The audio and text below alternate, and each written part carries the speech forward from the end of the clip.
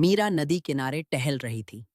तभी उसने देखा कि एक बेहद खूबसूरत जलपरी एक बड़े पत्थर के नीचे फंसी दर्द से तड़प रही है। मीरा बिना डरे अपनी पूरी ताकत लगाकर पत्थर हटकिंथर हटाती है और उसे आजाद कर देती है। खुश होकर जलपरी मीरा को एक चमकती जादुई घंटी देती है और कहती है कि इसे बजाओगी तो किस्मत बदल जाएगी।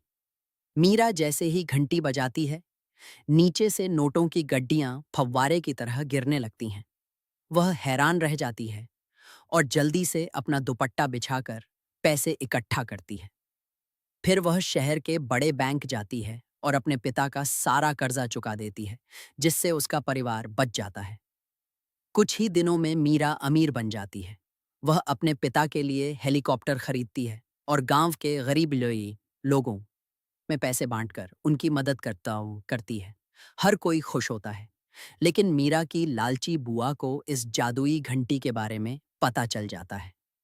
अगले दिन बुआ चालाकी से मीरा के खाने में बेहोशी की दवा मिला देती है। खाना खाते ही मीरा बेहोश होकर गिर जाती है। मौका पाकर बुआ घंटी चुरा लेती है और लालच में आकर जैसे ही उसे बजाती है, अचानक हजारों मधुमक्खियां निकलकर उसे बुरी तरह काटने लगती हैं। दर्द से चिल्लाती हुई बुआ जमीन पर गिर जाती है। थोड़ी देर बाद मीरा को होश आता है और वह रोने लगती है। इतना सब अच्छा करने के बाद भी मीरा को किसी ने एक लाइक और सब्सक्राइब तक नहीं